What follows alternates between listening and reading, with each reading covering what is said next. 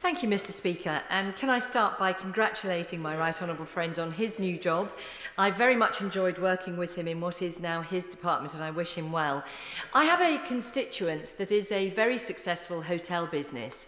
They've appreciated all the support given to them by the government, but they recognise that they are still using every last penny of their reserves to keep their golf course maintained, the swimming pool clean, to keep the place secure, and they have no income.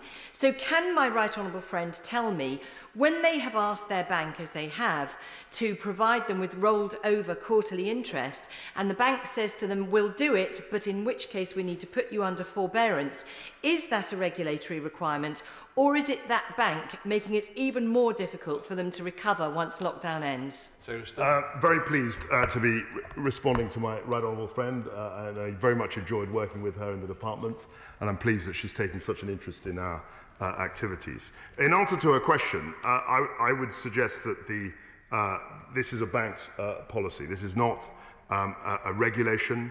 The government expects lenders to be constructive in their dealings with businesses in difficulty, and I'm very glad to hear that in this instance my right honourable friend's constituents are getting the support that they need from the bank, but bank regulations on forbearance are a matter for the independent FCA. We now come to John Speller. Thank you, Mr. Speaker. And when asset strippers Melrose were allowed to take over GKN, the then Secretary of State said Melrose had to honour its commitments to stay UK-based. Now they've torn that up with their disgraceful behaviour and decision to close Birmingham GKN driveline with the loss of 500 skilled engineering jobs. What's the Secretary of State going to do about it? Secretary of State. As he well knows, I'm very happy. My door is always open. I'm very happy to meet him to discuss this issue. I recall my right honourable friend, the member for Tunbridge Wells, was in this seat. It was a very delicate situation, but I'm happy to discuss with him ideas on how we can ameliorate the situation. Let's head up to Yorkshire with Kevin Hollinray. Kevin Hollinray. Thank you, Mr. Speaker. Now, can I draw the House's attention to my register of members' interests? In my parliamentary work, I've seen a number of examples of council landlords being unreasonable with tenants who are facing eviction or potentially insolvency when the rights of forfeiture is restored on the 31st of March. Would my right honourable friend set out his plans for this, but also to send a message to local authorities that they should set a good example when it comes to helping businesses through this crisis? Minister. I thank my honourable friend, and I've been continuing to have conversations with landlords and tenants to encourage conversations, constructive conversations, to see what happens after the moratorium. Those that can pay should pay as tenants. Landlords should show forbearance for the medium to long term, and that includes local authorities. In government, whether it's central or local, we should be setting that example. Let's head up to Glasgow with Carol Monaghan. Carol Monaghan. Thank you, Mr. Speaker. Since the US imposed tariffs on single malt whisky, the loss of exports have cost the industry more than $500 million. Can the Secretary of State detail the discussions that have taken place with the new administration and update the House on the progress of these talks? Secretary of State. Thank you, sir. I think the Honourable Lady is absolutely right. We have to look after the interests of our whisky exporters. It's a key interest. I've spoken to Karen Betts, I think twice in my first month, precisely on this issue, and I'm very hopeful that we can get this resolved. Let's head to the West Midlands with Marco Longhi. Marco. Thank you, Mr. Speaker. Vaccinating our most vulnerable first and as quickly as possible is clearly the right strategy. My wife and I volunteered throughout the weekend and witnessed an amazing effort at the Black Country Living Museum. But does my right honourable friend agree that having secured 400 million doses nationally, that this puts us in a strong position to save the most lives, and this, plus workplace testing, will save our economy from a longer recovery period?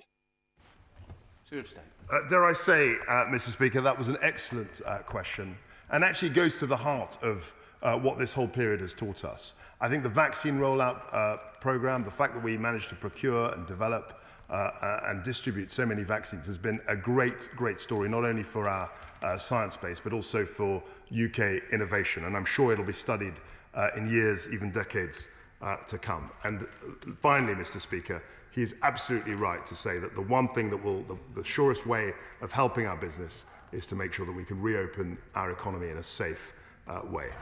Let's head to the northeast with Julie Elliott. Julie. Thank you, Mr. Speaker. Hand hygiene and mask wearing are most effective when accompanied by surface disinfection, especially in shared workspaces. Recent changes to the Health and Safety Executive Guidance are welcome, but the Secretary of State's Department's guidance needs to be radically updated to provide specific guidance on the EN standard of disinfectants needed and on the frequency of surface disinfection. Can the Secretary of State commit to doing this as a matter of urgency? Minister. I thank the honourable lady, and we always keep the guidance under review. There's twice weekly meetings with BAYS, with HSE and Public Health England to tackle these issues, and we'll certainly take away that specific from you. Let's head south to Caroline Ansell. Caroline Ansell. Thank you, Mr. Speaker. The government has provided life support to the hospitality sector, but my hoteliers are flagging that we are moving into a potential perfect storm of deferred payments coming into focus and support schemes set to close. The weekend announcement around bounce back loans has been met with huge relief in my constituency for the 1,800 businesses who are in that place. Can I ask the Minister to look also at extending the 5% VAT rate, furlough and the business rates holiday so the hospitality sector in my constituency of Eastbourne and across the country can come back all the stronger? The Secretary of State. Thank you very much, Mr. Speaker. My honourable friend is quite right, and I fully appreciate how key the hospitality sector is to her constituency of Eastbourne, which I've visited many times, even before I was elected to this place. But the government has introduced the pay-as-you-go measures, as I'm sure she's aware, and that gives borrowers flexibility when repaying their bounce-back loans. In terms of the other measures she mentions, I'm in constant dialogue with the Chancellor. We're looking at the economy, the situation evolving daily, minute by minute almost, and we hope that we can provide the flexible support that we have done in the last year. Let's head north to Dan Jarvis. Dan Jarvis. Thank you, Mr. Speaker. Here in South Yorkshire, we used the Local Growth Fund to create 2,800 jobs and attract £92 million of investment from world-leading businesses like Boeing and McLaren. Now that funding has ended, will the Secretary of State work with us on our plan to create 6,000 new jobs and attract £600 million of investment over the next 2 years? Secretary of State. I'm absolutely open and prepared to work with the honourable member. I think that he knows that I've visited him as my capacity as Undersecretary in the Department for Exiting the EU. I think we met also as Minister when I was Minister of State, and I'm very, very happy to work with him and discuss his ideas about regeneration and growth. 30 withdrawn, so we go to Jeff Smith in the Northwest. Jeff Smith. Thank you, Mr. Speaker. The Climate Change Committee say that the UK's contribution to international aviation and shipping emissions should be included in our carbon budgets. As hosts of COP26 later this year, wouldn't this be a good time for us to set an example to the international community by doing so? Secretary of State. I'm absolutely aware of this issue, and I think that it's almost inevitable that we will be asked by the CCC to include these in our budgets. And I think as COP26 hosts, we obviously want to hold ourselves to the highest standards in terms of carbon emissions. I'm suspending the House for 3 minutes to enable the necessary arrangements for the next business to be made. Order.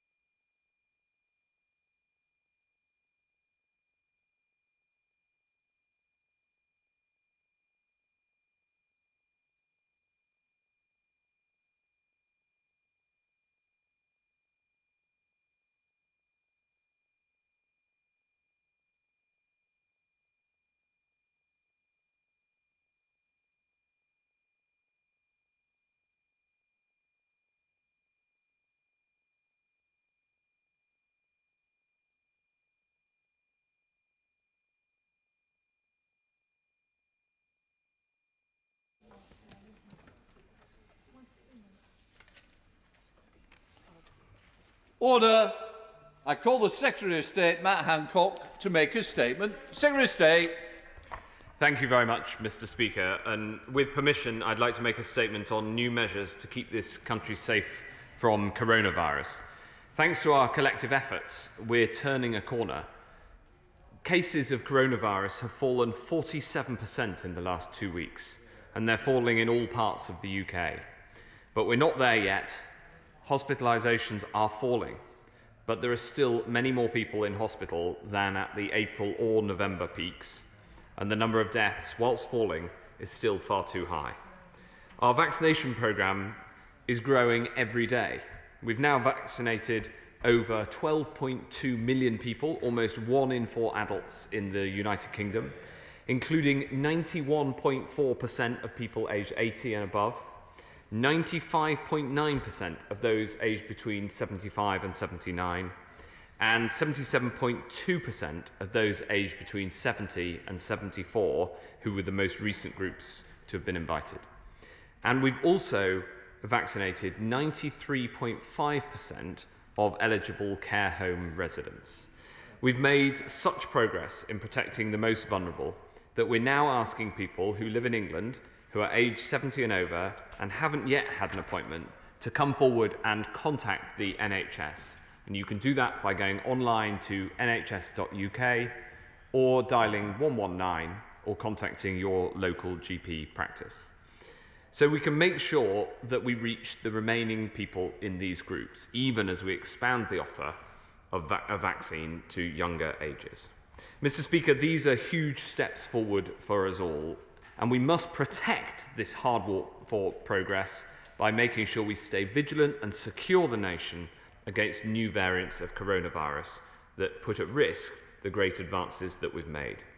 Mr. Speaker, coronavirus, just like flu and all other viruses, mutates over time.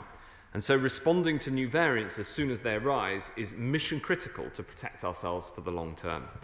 We've already built firm foundations, like our genomic sequencing, which allows us to identify new variants, our testing capacity, which allows us to bring in enhanced testing wherever and whenever we find a new variant of concern, and our work to secure vaccines that can be quickly adapted as new strains are identified.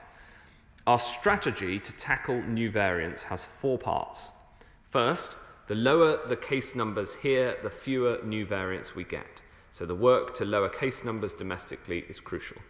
Second, as I set out to the House last week, is enhanced contact tracing, surge testing, and genomic sequencing. We're putting this in place wherever a new variant of concern is found in the community, like in Bristol, Liverpool, and as of today, Manchester. Third is the work on vaccines to tackle variants, as set out yesterday by Professor Van Tam. And fourth, health protection at the border to increase our security against new variants of concern arriving from abroad. And Mr. Speaker, I'd like to set out to the House the new system of health measures at the border that will come into force on Monday. The new measures build on the tough action that we've already taken.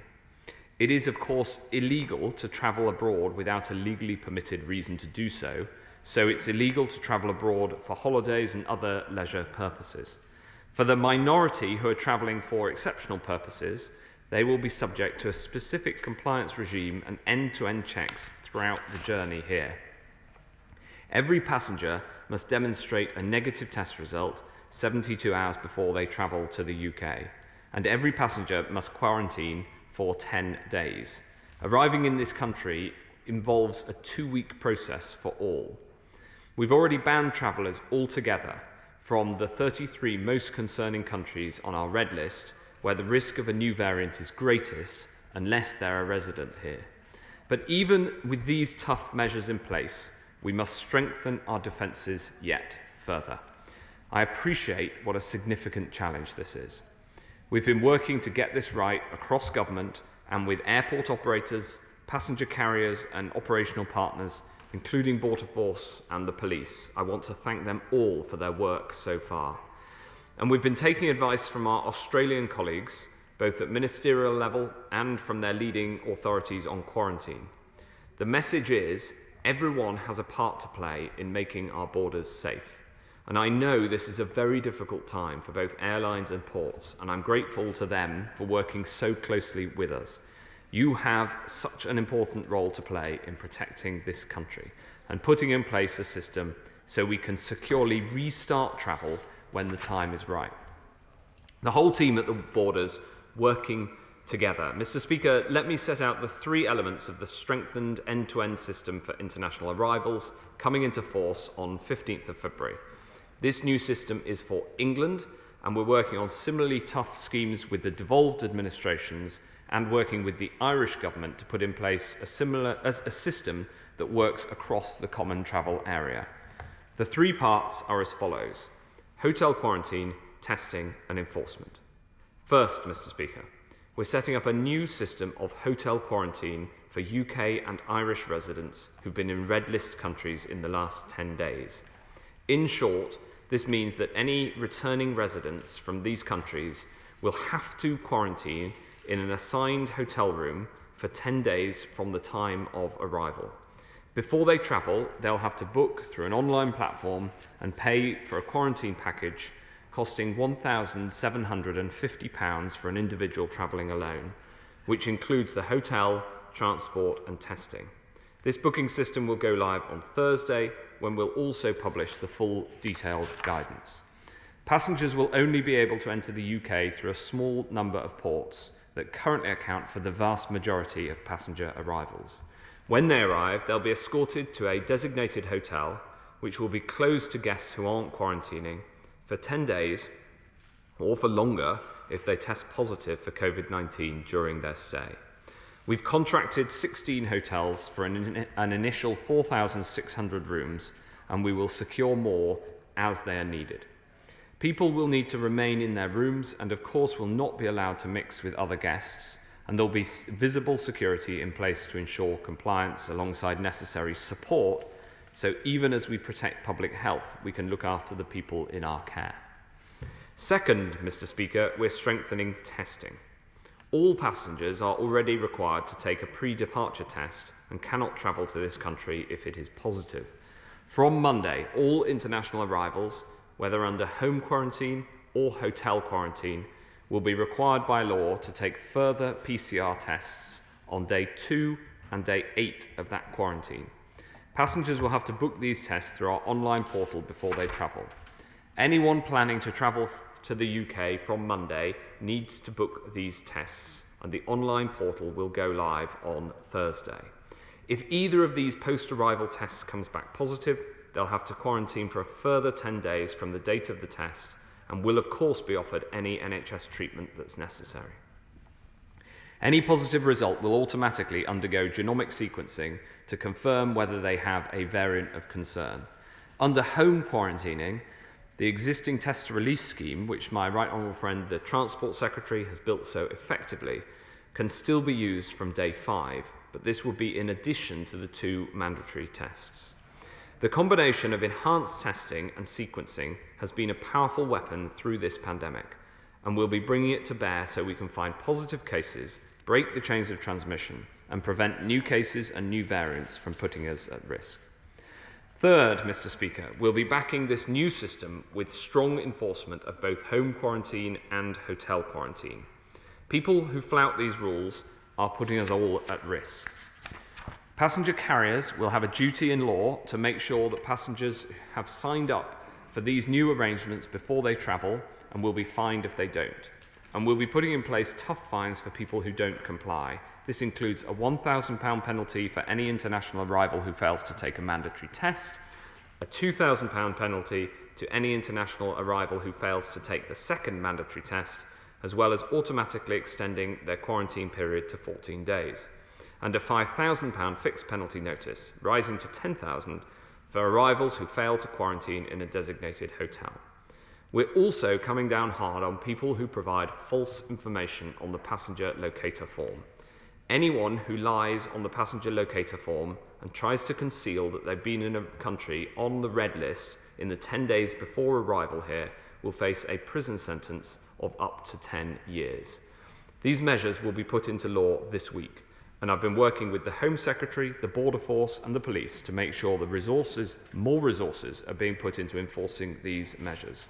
I make no apologies for the strength of these measures, because we're dealing with one of the strongest threats to our public health that we've faced as a nation. I know that most people have been doing their bit, making huge sacrifices as part of the national effort, and these new enforcement powers will make sure their hard work and sacrifice isn't undermined by a small minority who don't want to follow the rules.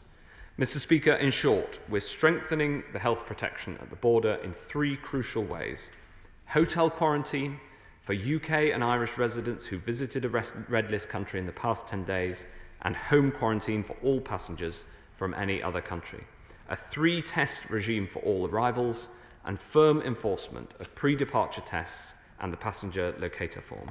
Our fight against this virus has many fronts, and just as we're attacking this virus through our vaccination programme, which is protecting more people each day, we're buttressing our defences against these vital measures so we can protect the progress that we've worked together so hard to accomplish. And I commend this statement to the House. I'm now going to call the Shadow Secretary of State, Jonathan Ashworth. Thank you, Mr. Speaker, and I thank the Secretary of State for advance sight of his statement. And I again start by congratulating all involved in the vaccination rollout. Vaccination needs to reach everyone, and we need to drive up those vaccination rates amongst the over 70s. There have been some reports today that over 70s have been ringing up to get an appointment, but the NHS computer systems are not yet ready to accept appointments over the phone. Could he look into that for us?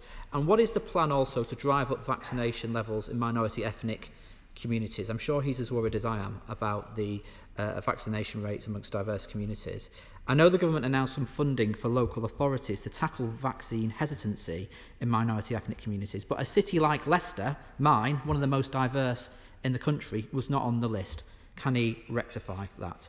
At last night's press conference, he said that the way we deal with new variants is to respond to them as they arise. The first line of defence is to identify and stop spread. But our first line of defence is surely to do everything we can to stop them arising in the first place. That means securing our borders to isolate new variants as they come in. He's announced a detailed package today, but he hasn't announced comprehensive quarantine controls at the borders. So why then, when over half of countries where the South African variant has been identified, why are over half of them not on the so-called red list? And indeed, according to newspaper reports, he wanted to go further with more extensive quarantine arrangements. I want that as well. The British public want that as well.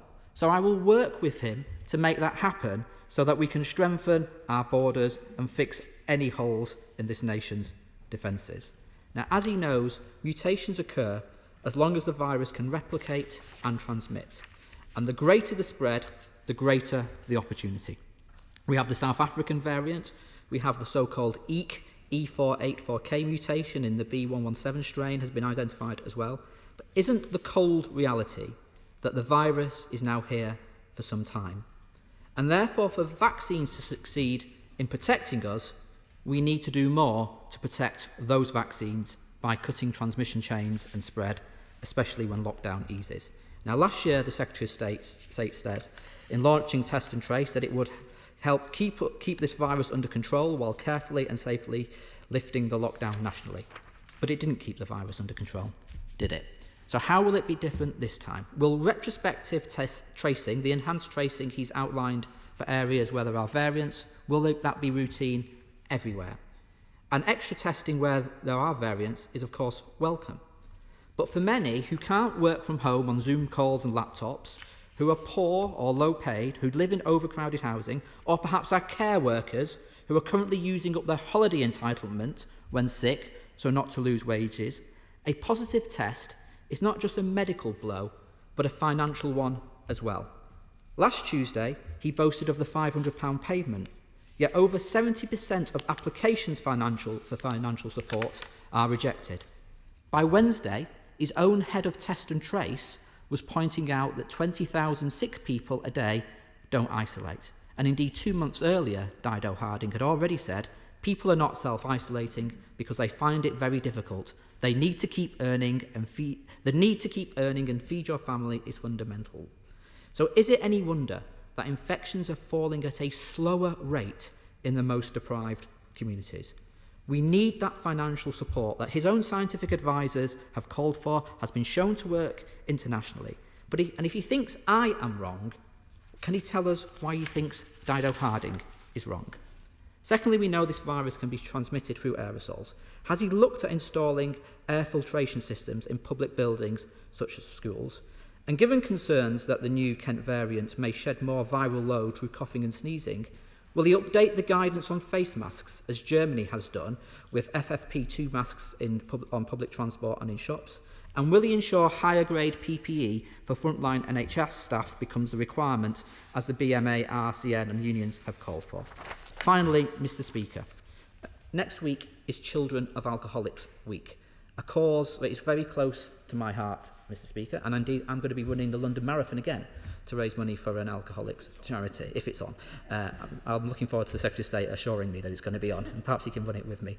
But the excess deaths from liver disease from this pandemic are up 11% in the pandemic. It's a huge increase in excess deaths from liver disease. And many children are in lockdown in homes under the shadow of alcohol abuse. Will he look at providing more support for those organisations that are helping children through this difficult time of lockdown who are dealing with parents with substance misuse problems? Thank you very much, Mr. Speaker. And I was listening very carefully to the Honourable Gentleman, and I think I take that as support for the measures that we're bringing in. On the specific points that he raises, he's absolutely right that further driving up vaccination rates is critical. I'm delighted by the vaccination rates and the uptake of over 90% in all of the groups over the age of 75, and rapidly rising, now above 75% in the 70 to 74s, and rising fast. So I agree with him very strongly on the need to keep driving up the uptake of the vaccine. And the Minister for Vaccine Deployment, Minister Zahawi, is leading the efforts across with the NHS and local authorities to try to make sure that we can increase vaccination rates further. But nevertheless, this take-up has been absolutely superb so far, and there's still more to do. I'll absolutely look into the points that he made about Leicester. I know that it's close to his heart. And a very important matter. I'll also commit to him to keeping the red list up to date. It is important that we take the measures that are necessary to protect this country. There are countries around the world on a so-called green list that have very, very low rates of infection and no known variants of concern. So I'm absolutely in favour of keeping the red list up to date, but I also think that it's important that we're proportionate when there are countries that do not have a record of variants of concern. However, we will use the fact that we'll sequence every positive test from somebody who comes through the border as a global system of vigilance. To make sure that we are always looking for those variants of concern. He raised the issue of financial support, and I reiterate the point that the £500 support is available for anybody on low incomes, so people should come forward for testing in all circumstances, and I'm absolutely delighted at the level of testing as well, where there's now an average of over 650,000 tests a day done in this country, which is obviously a very, very substantial number. He raised the point about air filtration systems, which are important, and I'll point him to guidance from the Business Department on air filtration systems, and on PPE, where we have taken clinical advice and follow the clinical advice on the correct levels of PPE. And finally, I know that the issue of children of alcoholics is very close to his heart and many colleagues across this House. So I will absolutely look at how we can ensure that the extra funding that we have provided in this space continues to support the vital work of those, not just in the NHS, but also especially charities who do so much in this space. The invitation to run the marathon with him, Mr. Speaker, is a very interesting one. I'm not sure I've got enough time for training this year, but it's certainly something I'd like to do at some point in the future. Let's head to the chair of the Select Committee with Jeremy Hunt. Jeremy Hunt.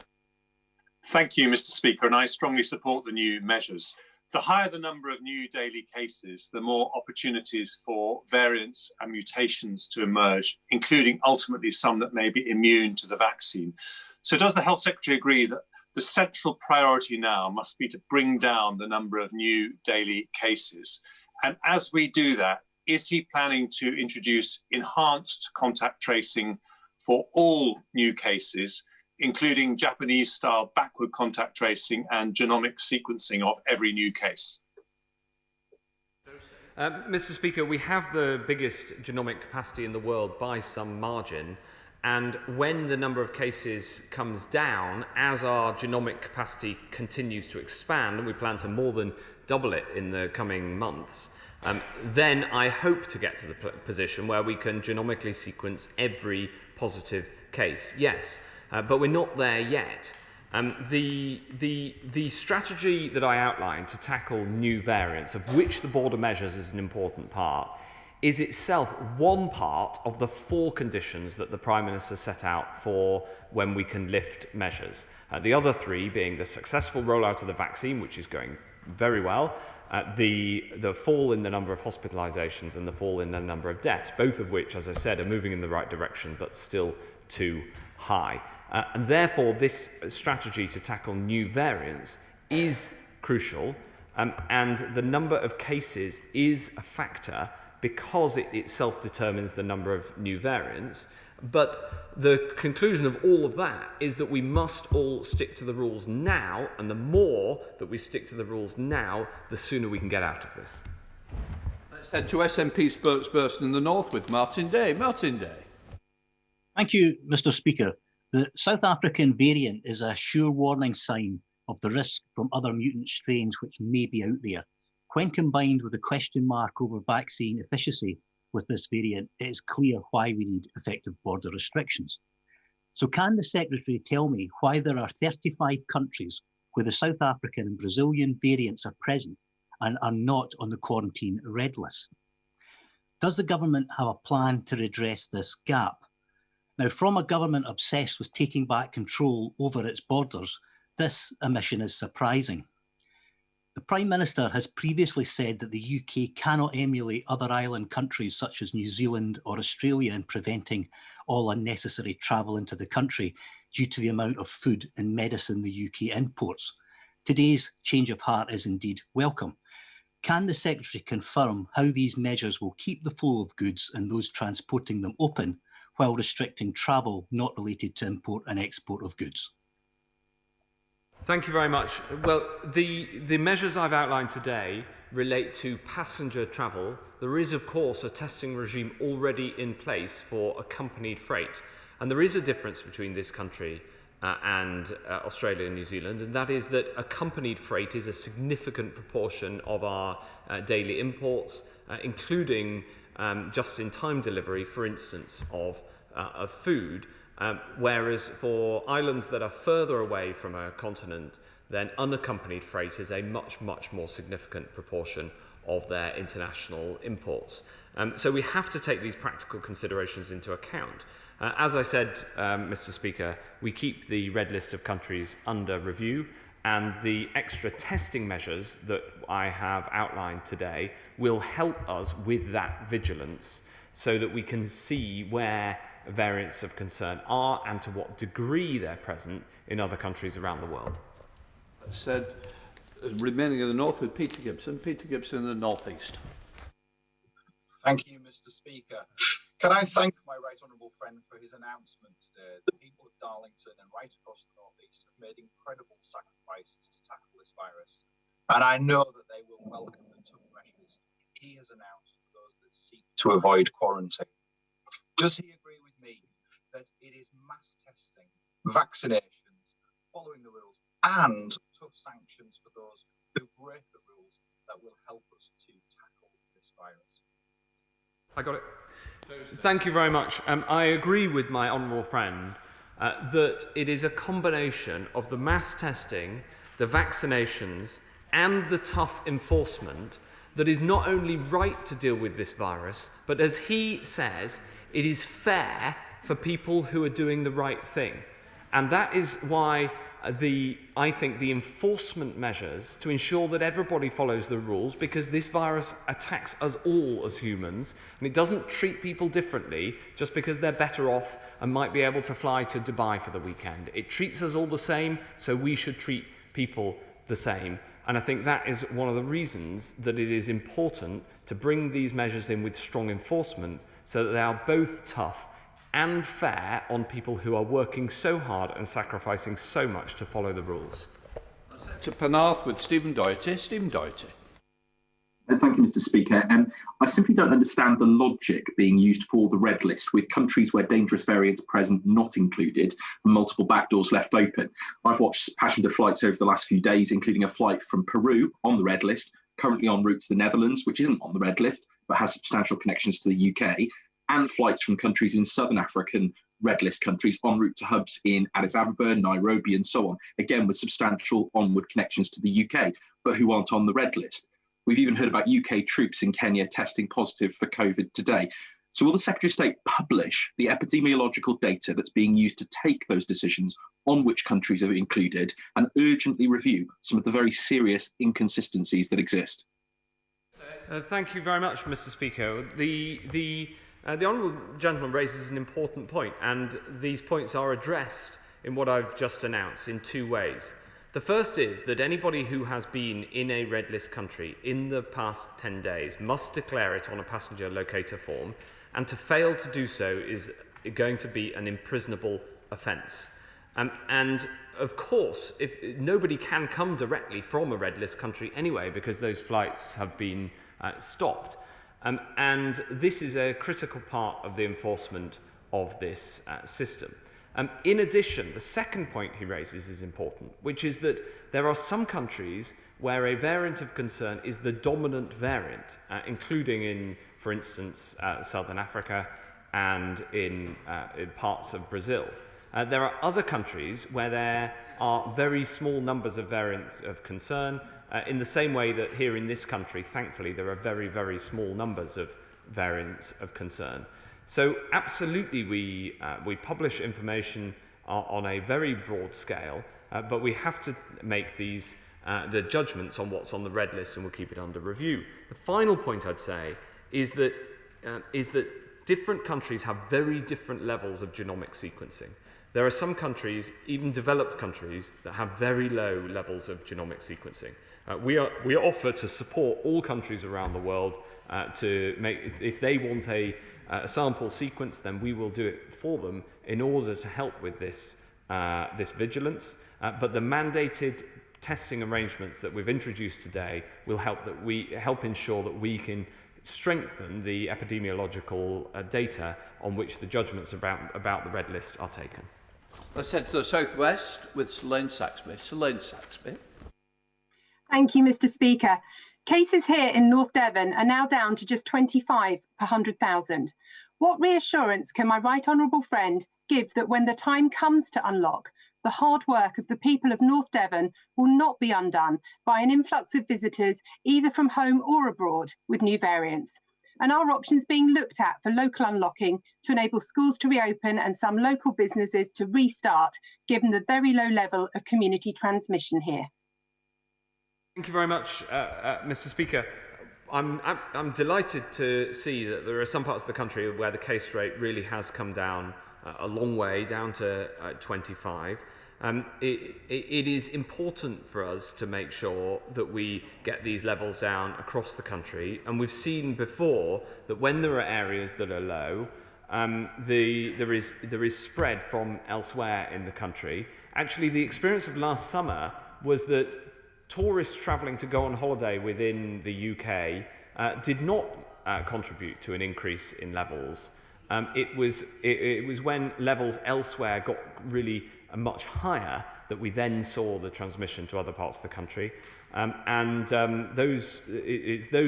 Those judgments that will inform the roadmap proposals that the Prime Minister will set out on the 22nd of February. I wish I could say more in more detail to my honourable friend, but it's for the Prime Minister to set out later this month. Remaining in the South West with Karen Smith. Karen Smith. Thank you, Mr. Speaker. The news of the new mutation is obviously of great concern to the people of Bristol, but they have locally, the public health officials have rapidly set up new testing centres, and today new 5 drop and collect testing centres. It is a massive effort locally. Hundreds of people have come forward voluntarily since Sunday to be tested. Will the Secretary of State join with me to thank those public health officials locally here in Bristol and the people who have come forward, and join with me in encouraging more people in those areas that have been identified, those postcoded areas, to come forward for this surge testing to help us understand this virus better? Mr. Speaker, I agree with every word that the Honourable Lady has said, and this is an incredibly important effort by the people of Bristol, especially the postcodes that were identified. And I want to thank all the public health officials at Bristol City Council and more broadly, including South Gloucestershire, and say to them that the work they're doing to tackle the variant of concern where it is found, even though the numbers are small, we want to tackle every single one that we find and really get this under control. As you can see from this exchange, Mr. Speaker, and as everybody in Bristol can see, this is a cross-party, cross-community effort in which everybody has a part to play, and I thank the Honourable Lady for her leadership. Let's head to the West Midlands with Suzanne Webb. Suzanne Webb. Thank you, Mr. Speaker. I welcome the statement today, and I am so proud of all my constituents across Stourbridge, Craigenlie, in the way they have fully understood and taken on board that we all have our role to play in defeating this virus. Does my right honourable friend agree with me that the constant flip-flopping and reliance on hindsight by the party opposite is nothing more than seeking to only score political points rather than reinforcing the government's message that we all have a part to play to defeat this virus? And those on the opposite benches would be well served following the fine examples set by my constituents.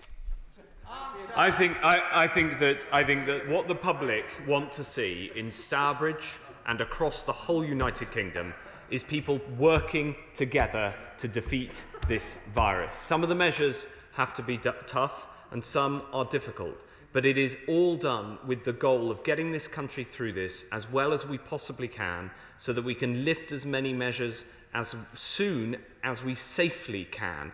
And that balance between pace and safety is absolutely central to the judgments ahead. I want to thank everybody in Stourbridge and say to them, there is no politics in this. The only thing that's important is the safety of the people of Stourbridge.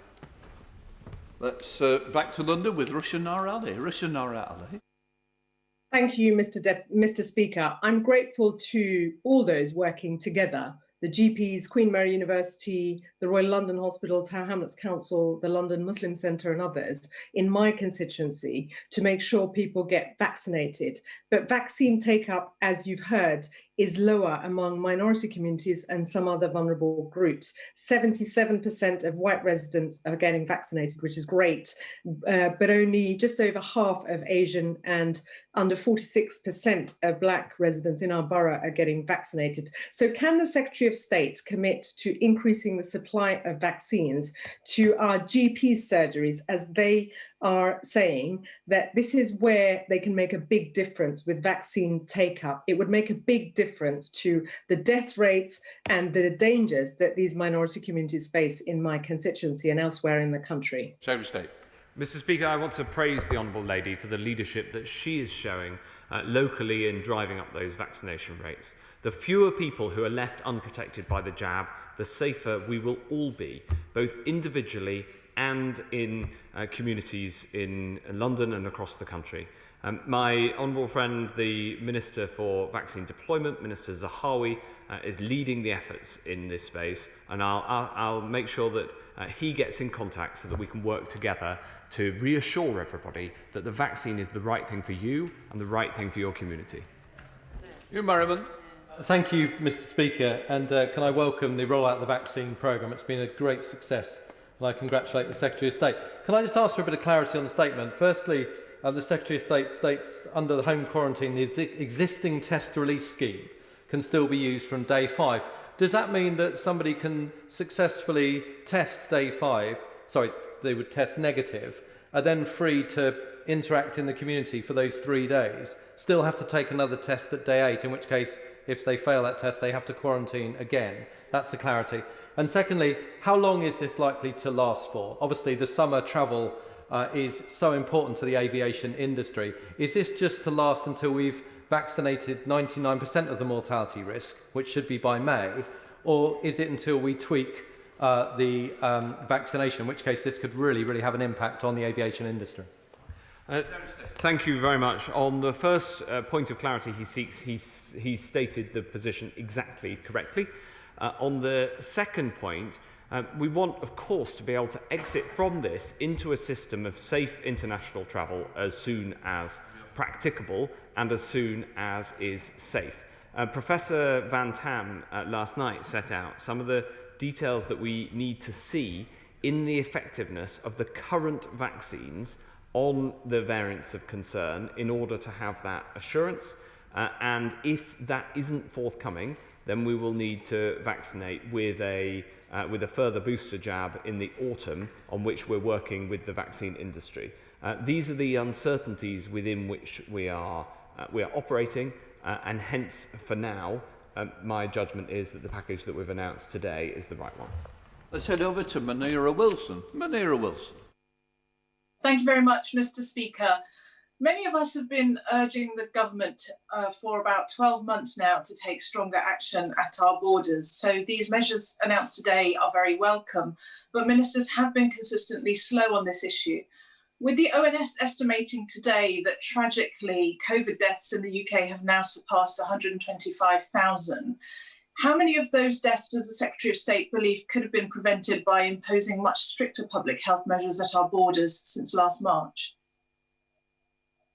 Well, we've had significant measures at the border throughout, and the new, stronger measures are necessary because of the arrival around the world of new variants of concern at the same time as the vaccine rollout is progressing successfully. And we don't want the very successful vaccine rollout to be undermined, and therefore it's reasonable to take a precautionary approach to international travel now, whilst we assess the effectiveness of the vaccines, which we are clear they have some effectiveness. The question is a matter of the degree, and that is currently being tested right now. Let's head to Neil O'Brien. Neil O'Brien. Thank you, Mr. Speaker. Given the incredible success of the UK vaccination programme, it would be terrible to put at risk our opening up by importing new variants like those seen in Brazil. So will my right honourable friend stand ready to further tighten up the measures at the border and the enforcement of quarantine? And does he agree with me that if we want to see rapid opening up, as we all do, then we should be supporting strong measures at the border?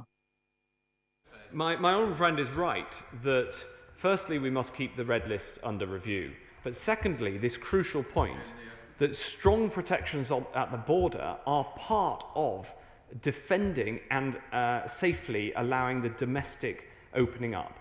And for those of us who want to see that domestic opening up, ensuring that we have protection from international, from variants that might arise from overseas, is an important part until we can get to a position where we can be confident in vaccine efficacy against all variants, not just against the current variants that are here in large numbers in the UK. Let's head to Northern Ireland with Jim Shannon. Jim Shannon. Thank you, Mr. Speaker. Can I also put on record my thanks to the Secretary of State for all that he and his team are doing in relation to this. Northern Ireland is the only part of the United Kingdom with a land border. As the Secretary of State is aware, the Republic of Ireland are enforcing the very apparent border in Northern Ireland for their safety on their side. It seems, as I said, there can be a border when it suits. However, I am eager to understand what steps have been taken to ensure, again, as I highlighted last week, that the officials in government have access to pertinent travel information for those coming into Dublin to ensure that the United Kingdom on the Northern Ireland side is also safe. Thank you. Thank you, Mr. Speaker. I spoke to my Irish opposite number, Minister Donnelly, this morning, and he has assured me that that data will be provided appropriately and securely, and we've been working together to ensure that that happens for some time. As I said in my statement, we've been working with the Irish government to ensure that there are appropriate measures both in the Republic of Ireland and in the United Kingdom to ensure that the border on the island of Ireland can be kept completely open, as it must, yet we have the adequate protection against arrivals of variants of concern internationally. And it is the two countries working together, putting in place similar arrangements both in the Republic and in the United Kingdom that will allow us to deliver that goal that I'm sure we all share. Thank you, Mr. Speaker. I am increasingly concerned about the effect of lockdown on the mental health of children. I am receiving so many emails from adolescents and teenagers. Will my right honourable friend assure me that when he feeds into the February the 22nd roadmap, that the mental health of children and indeed their parents is taken into account?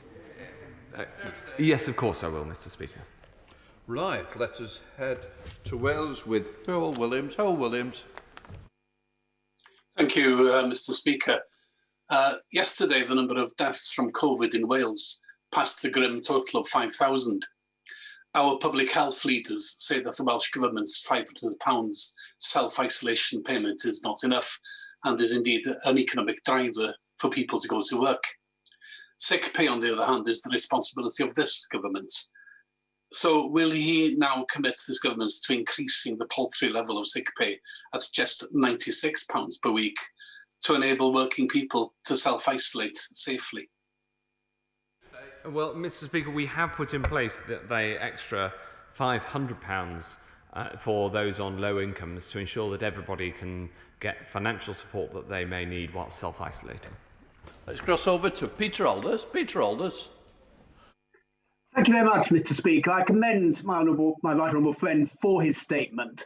The Norfolk and Waveney CCG, local NHS staff and volunteers are to be commended for rising to a challenge which on Sunday resulted in 1,000 people being vaccinated at Kirkley Mill in Lowestoft in very difficult weather conditions. There is a plan to significantly increase the number of daily vaccinations for more sites.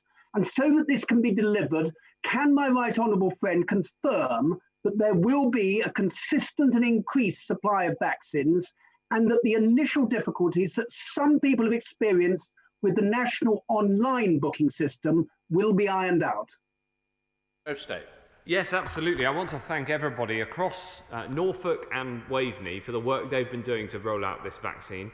As a critical part of the country in terms of the COVID response, the work that's been done locally has been absolutely exemplary, and I commend my honourable friend for the part that he's played and the leadership he's played in Lowestoft in making that happen. The uptake has been superb. I've seen some of the reports locally and the emotional impact it has on people to get vaccinated is absolutely fantastic, and I'll absolutely take away the points that he makes.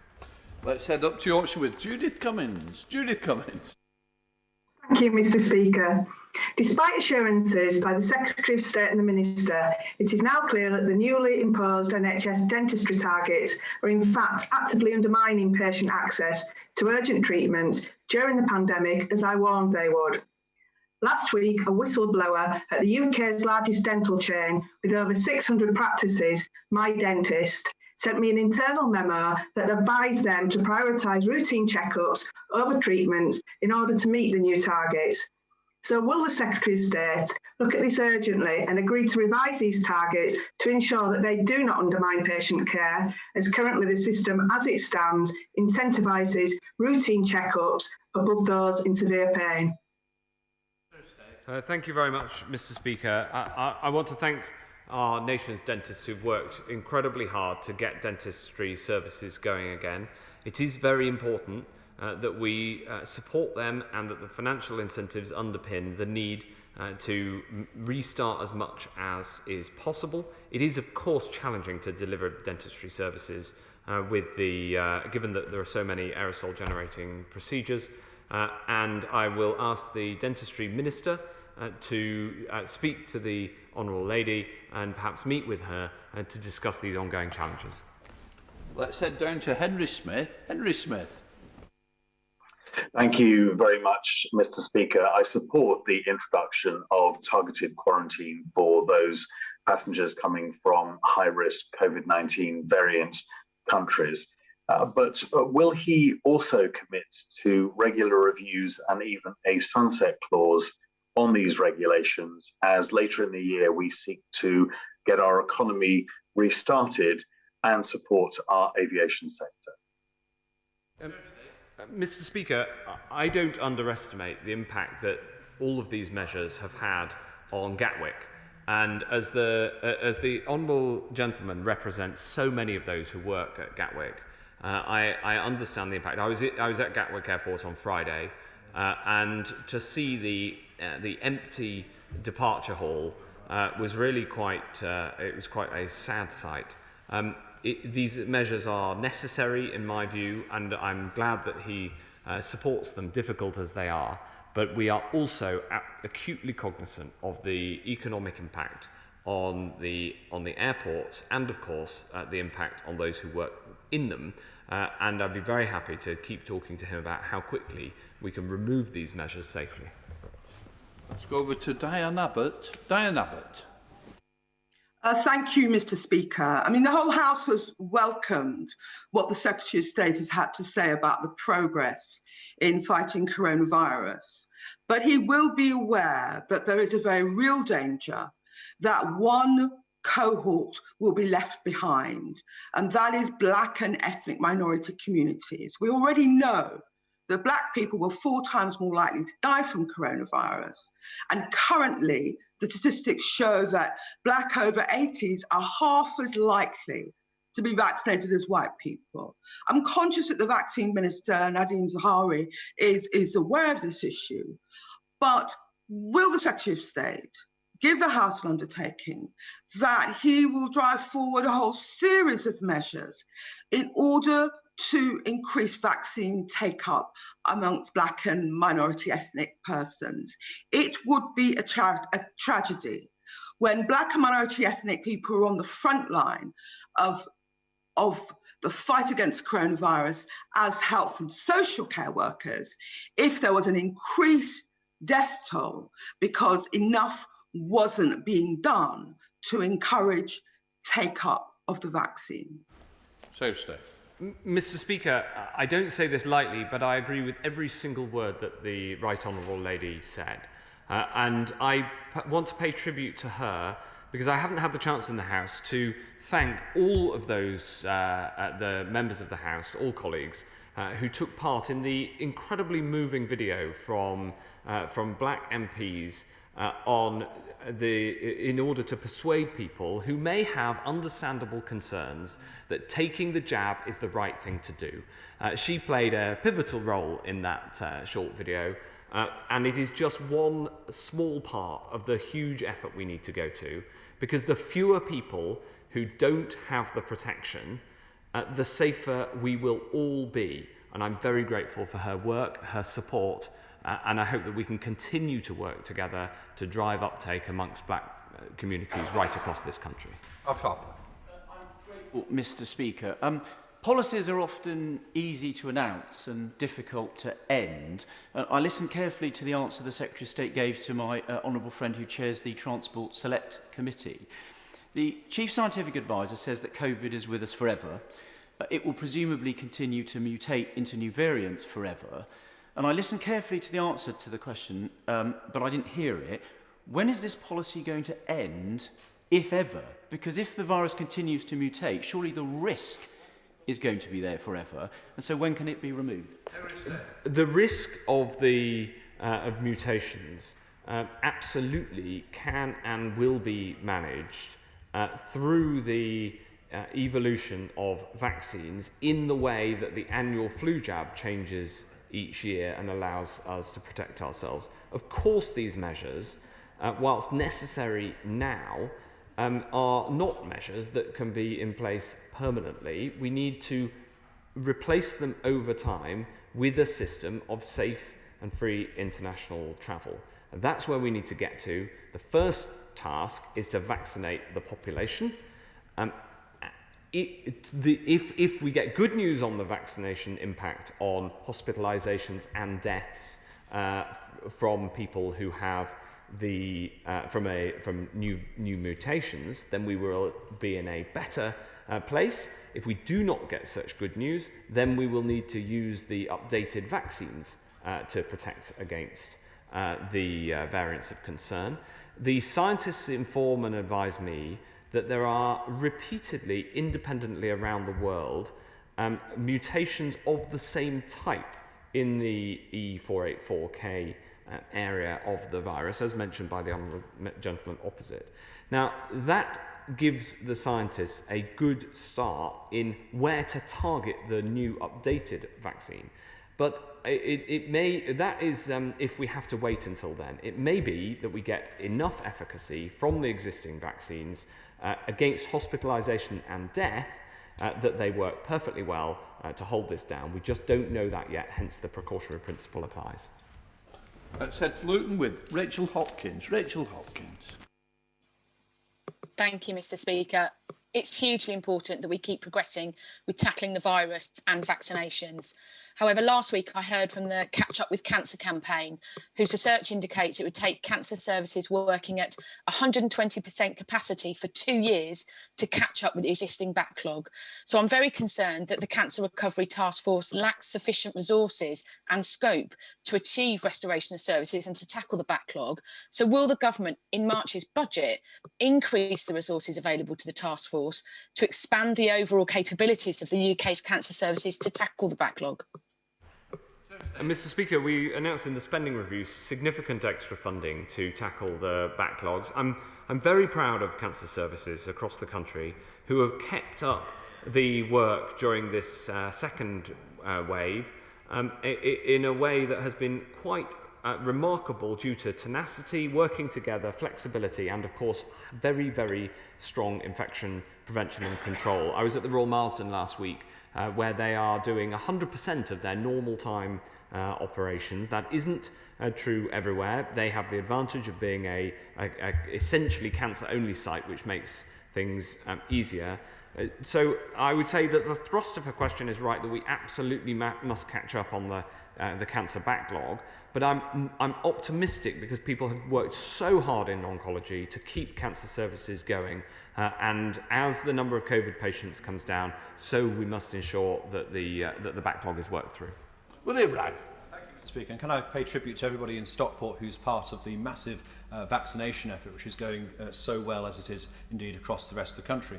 Well, can I ask my right honourable friend this question? The original purpose of lockdown was to keep hospitals from falling over and to reduce hospitalisations. So if that is achieved through a vaccination programme, is it now the government's intention to use the level of virus in circulation, the number of cases in the population, as a determination as when to ease lockdown?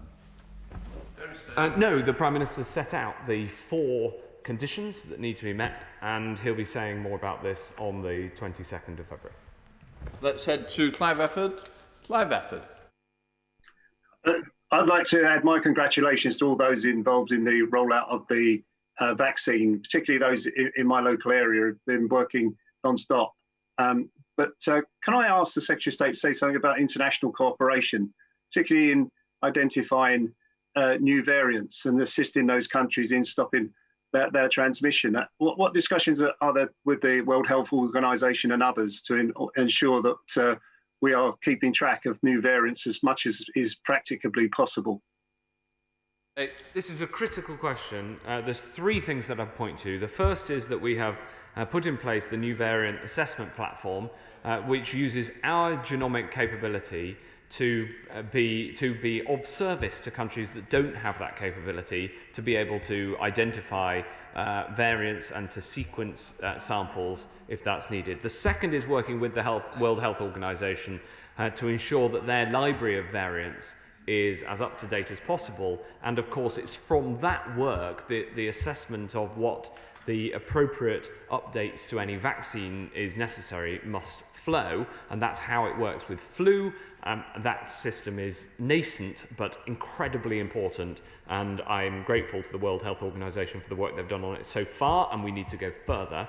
And the third is that the measures put in place today by testing every international arrival, given the nature of the UK, even in these tough times as an international hub, means that we will, where we spot positives, be able to then sequence them and therefore be able to gather the sequences of coronavirus from around the world. And so the announcements today will directly help us to address the question of where variants of concern are arising and therefore help the international efforts to tackle them. Let's head to Staffordshire with Aaron Bell. Aaron Bell. Thank you, Mr. Speaker, and I thank the Secretary of State for his statement, and I join him in praising everyone involved in the vaccine rollout. It's going incredibly well in Newcastle-under-Lyme, and in Staffordshire we've just passed 200,000 vaccinations given. Brilliant scientists in the UK and around the world have delivered us these vaccines at an unprecedented pace, and I welcome the news they're now working on new versions of them against variants. However, if we were to embrace even faster methods for evaluating the efficacy of vaccines, such as challenge trials, we could potentially speed up that process even further. Given the enormous economic cost of lockdowns, every month counts, and I think this should prompt the whole world to re-evaluate our standard methodology for approving vaccines. So could my right honourable friend set out what steps he is taking to allow new varieties of vaccines to be developed as quickly as possible if they prove to be required? Yes, Mr. Speaker, we don't rule out challenge studies at all, and we're working with Oxford University on such an approach. And more broadly, I am up for considering anything that can ensure that a vaccine can safely be brought to bear and to support this effort as fast as possible. I would, though, caution against undue pessimism in this space, because the MHRA has done an amazing job at maintaining very strong safety and efficacy requirements whilst speeding up every process and constantly challenging the critical path to vaccine approval and asking how it can be sped up whilst maintaining that very, very high standards that they should expect. They are continuing to do that work with potential iterations of the vaccine to ensure that the level of assuredness is appropriate and that the degree of checks that an iteration needs to go through is appropriate to the degree of difference from the original vaccine. For instance, in flu, you don't need to go through the full clinical trials process because the underlying platform is known to be safe. You need to demonstrate clinical efficacy, and it's that sort of flexible yet rigorous thinking that the MHRA should be very proud of.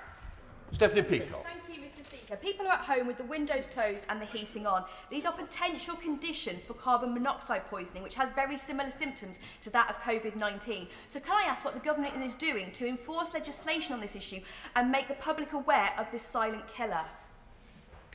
Madam Deputy Speaker, the Honourable Lady raises a very important point, which is taken into account in the work that we're doing to push forward high-quality ventilation, which is good for tackling carbon monoxide poisoning and also for trying to reduce the risk of the spread of COVID. Now we go to Wellingborough. Peter Bone. Thank you, Madam Deputy Speaker. And could I start by thanking the Secretary of State, the hard-working Secretary of State, for yet again coming to the House and updating us on the COVID situation. We have a particular problem in Northamptonshire with COVID infections. We just cannot get them down. In Wellingborough, we are 25% above the national average. In Kettering, we are 50% above the national average. And in Corby, we are more than double the national average and have the highest infection rate in the country. I wonder whether the Secretary of State has given any consideration to the mass testing of Northamptonshire so we can get infections down, rather as happened in Liverpool. Madam Deputy Speaker, I'm aware of and also worried about the continued high rates of infections in Northants, which hasn't had a particularly bad pandemic thus far, but now at this point seems to have a stubbornly high infection rate, and I'm absolutely up for all measures which might help to get it down, including mass testing, and I will take that idea away, work with it with colleagues, and then return to the Honourable Gentleman and his Northants colleagues with a proposal. Now we go to Jonathan Edwards.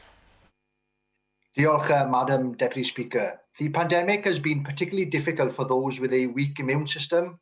I therefore welcome that UKRI have provided funding to support research on vaccine responses in groups of immune-suppressed individuals, such as high-risk cancer patients.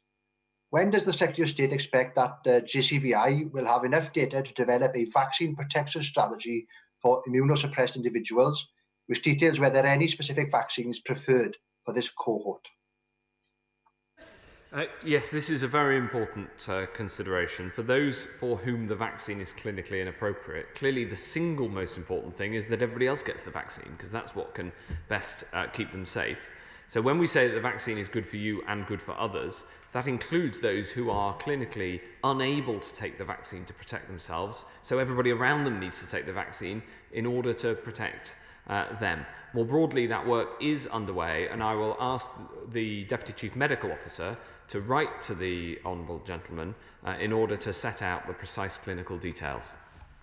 Now we go to Derbyshire. Heather Wheeler. Thank you very much, Madam Deputy Speaker. I thank my right honourable friend for his statement. Having so many constituents working in the aviation industry, this is important information. As well as being thankful for the now ramped up provision of vaccine centres in South Derbyshire, how will my right honourable friend ensure that housebound residents receive their jab, as there seems to be gaps in communications between the PCNs, district health services and GP surgeries, leaving my constituents unsure? I'll look into the specifics of the situation in South Derbyshire and ask the Minister for Vaccine Deployment to call her to try to understand the situation precisely in her area. It is absolutely the responsibility of PCNs to deliver vaccines to the housebound. It is that is working in most parts of the country. I hadn't heard of any concerns in South Derbyshire, but it is obviously incredibly important because these are some of the most vulnerable people to COVID in the country. And we must make sure that everybody, including those who are housebound, have the offer of a jab and that people can get out and make that happen. Now we go to Ayrshire. Patricia Gibson. Thank you, Madam Deputy Speaker. New border restrictions to safeguard us from COVID will, of course, mean a reduction in the amount of travel into the UK, which will, of course, cause further harm to aviation and travel firms. Can the Secretary of State update us on the progress and give us more details about the ongoing Cabinet discussions regarding specific support for aviation and travel firms in the light of these additional measures? Yes, we don't underestimate the impact of these measures on the travel and aviation industries. My right honourable friend, the Transport Secretary, is leading those discussions, as he has done throughout, because it is incredibly important that people get the right level of support. But it also comes to the point that my right honourable friend, the member for the Forest of Dean, said, which is we need to ensure that we go into these measures with a plan for how we come out of them into a set of secure international travel arrangements so that people can get moving again. Jonathan Gullis. Thank you, Madam Deputy Speaker. In Stoke-on-Trent, Kidsgrove and Talk, I've seen firsthand, whilst volunteering at the mass vaccination centre in Tunstall, the incredible effort of our local NHS heroes getting jabs into the arms of up to 1,000 people each day. This is important as the Royal Stoke University Hospital has been under tremendous pressure in critical care, dealing with capacity 220% above their usual averages. So will my right honourable friend thank the local health and care heroes across Stoke-on-Trent, Kidsgrove and Talk and give assurance that we will get increased vaccine doses as the supply of it increases? Yes, absolutely. I think the effort in Stoke has been absolutely magnificent, and I follow it particularly closely, Madam Deputy Speaker, because for all the times that I come to this chamber, and it is normally at least once a week, I am always grilled by a colleague from Stoke about the performance in Stoke, and I've been looking at it recently. I think across Stoke, both in the hospital, the GPs and the pharmacies have been doing a magnificent job in the vaccination effort, and I'm grateful to my honourable friend for his leadership locally in promoting uptake. And now we go to Leeds. Hilary Benn. Thank you very much, Madam Deputy Speaker. Given the evidence that some of the new variants of COVID are much more transmissible, the RCN and the BMA have raised concerns about whether current PPE guidance is adequate. And it has been reported that some hospitals are offering staff high-grade PPE, for example, FFP3 masks, while others are not, which means unequal levels of protection depending on where staff work. Can the Secretary of State tell us whether the NHS has reviewed the guidance about the standard of PPE to be provided to all staff when treating COVID-19 pathway, medium and high-risk patients? Yes, I asked for specific advice on this when we saw the increased transmissibility of the B1.117 strain, the so-called Kent variant. And exactly this question was reviewed. As he would expect of me, I follow clinical advice on PPE guidance, and the clinical advice remains unchanged. Andrew Griffith. Thank you very much, Madam Deputy Speaker, and may I thank my right honourable friend for coming to the House with his statement today. Would he join me in congratulating the Henfield heroes at Henfield Medical Centre? They've already vaccinated over 1,000 patients who very much appreciated not having to travel 14 miles to the previous clinic in Storrington. And I'm grateful that artificial limits on the number of centres per primary care network have been relaxed in rural areas. Yes, I pay tribute to everybody at the Henfield Health Centre who are doing this incredible work. It's really uplifting being in a health centre. If you haven't been to a vaccination centre as a member of this House, I would highly recommend it because it's such an uplifting experience, and I'm really glad that it's being carried out ever closer to home for people as we expand the number of vaccination sites, which are now over 1,400 across England. Now we go to Cardiff. Kevin Brennan. Thank you, Madam Deputy Speaker. The maximum sentence for lying on your locator form will be 10 years in prison. What will the minimum sanction be for that offence? And the cost of the hotel, including testing and transport, will be £750 for 10 days. Can you give the House an absolute assurance that that represents good value for money to passengers and that there's no undue profiteering? Yes, absolutely. Of course, one of the things that we've been doing in our discussions with hotel groups and others is ensuring value for money as much as possible for passengers, and hence we've managed to get the cost down to £1,750 for an individual travelling in a room alone.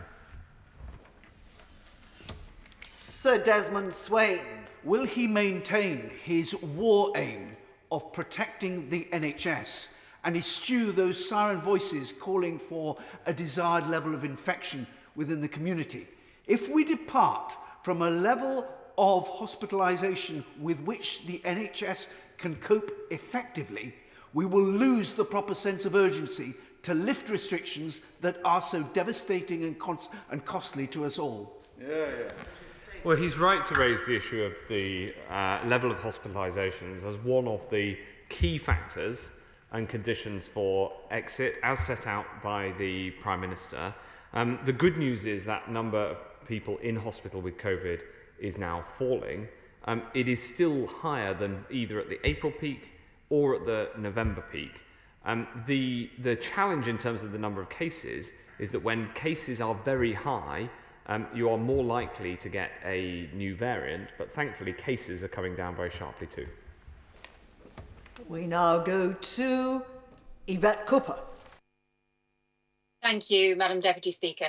Yesterday, the Home Secretary told me in Parliament that 100% compliance checks were now taking place at the border. Yet one passenger arriving at Heathrow yesterday from South Africa via Qatar has reported having no checks on her forms or tests and being just sent on her way through passport e-gates, a problem that I raised with the Prime Minister almost a month ago. Travellers have reported throughout that the reality is not matching the government's rhetoric. So why, when this is so important, does it appear that the most basic checks are still not happening? The Home Secretary is looking into this individual case, and the measures that we announced today further strengthen the enforcement to make sure that the rules that are currently in place are enforced more strongly, and indeed that we have brought in a new system of rules to strengthen the safeguards at our border yet further. We now go to Bridgend. Dr. Jamie Wallace. Thank you very much, Madam Deputy Speaker. Could I also just say a huge thank you to everyone on the front line working hard on the vaccine rollout in Bridgend and Porthcawl. But when it comes to dealing with the transmission of the South African variant, could my right honourable friend set out what steps he is taking on surge testing so we can gather more information and effectively monitor any further community transmission? Yes, when we see the community transmission of a variant of concern, then we send in extra testing and the sequencing of all the positives to try to find any other variant of concern nearby. So that means going door to door to offer testing. It means going and having enhanced contact tracing, so anybody who tests positive, and making sure that we test all those around who they've been in contact with, and in some cases test the contacts of those contacts in turn. This is currently underway in a number of locations in targeted areas, and of course I speak regularly with the Welsh Government to ensure we take the same sort of approach over the border. And we now go to Dulwich, to Helen Hayes.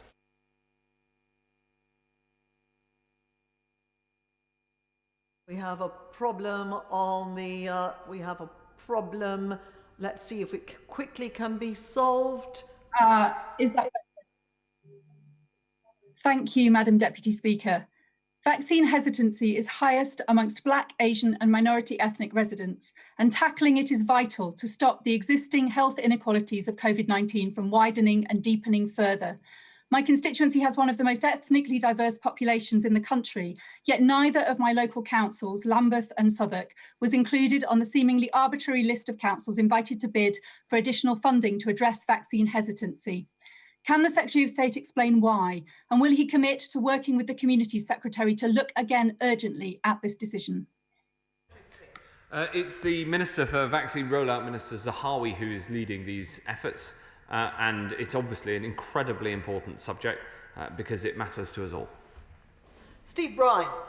State said earlier that the virus treats us all the same, which is of course quite right, and sadly it doesn't go easy on those who don't take up the offer of a vaccine. So can I ask my right honourable friend what his thinking is if, despite all the excellent work going on to support the vaccine hesitant, and there is lots of it, we have fellow citizens not protected, and will he confirm that such a personal decision cannot impact on the ultimate release of our society and our economy?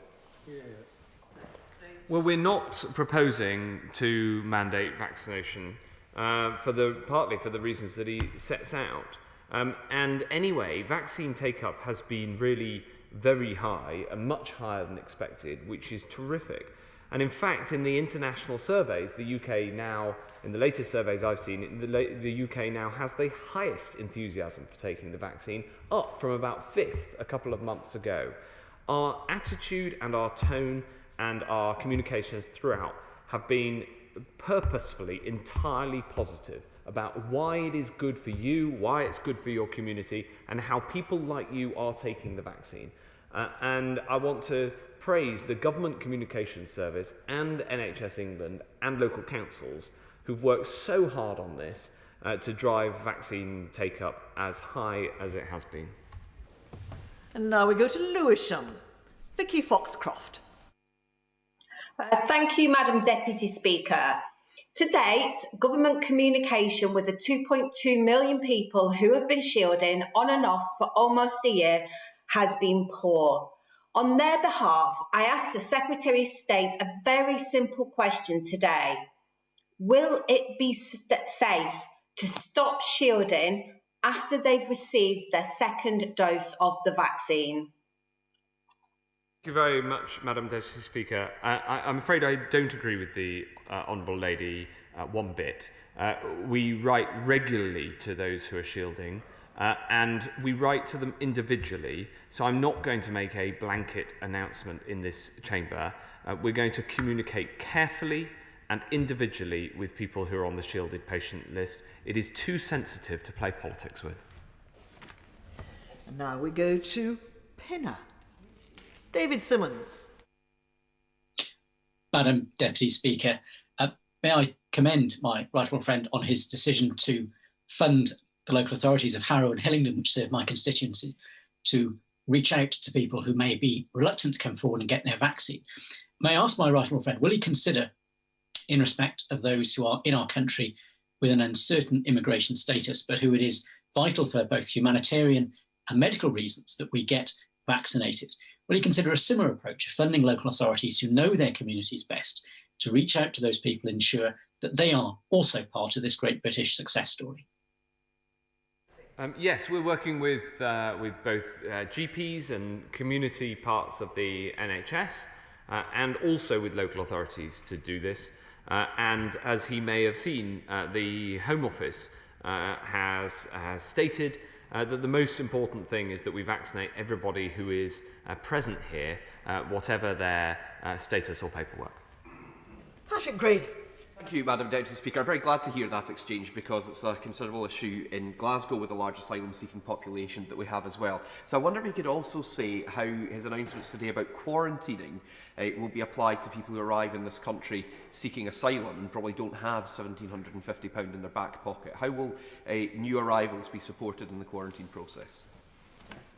A new arrival to the UK who's been in a red list country in the last 10 days who is not a resident of the United Kingdom or of Ireland or a UK citizen will be denied entry and it will be held in hotel quarantine until they can return to the country from which they have arrived. I'm endeavouring to make sure that everyone on the list gets a chance to ask a question, but they won't if we don't speed up a bit, because we have a lot more business to come to. No, I don't criticise the Secretary of State.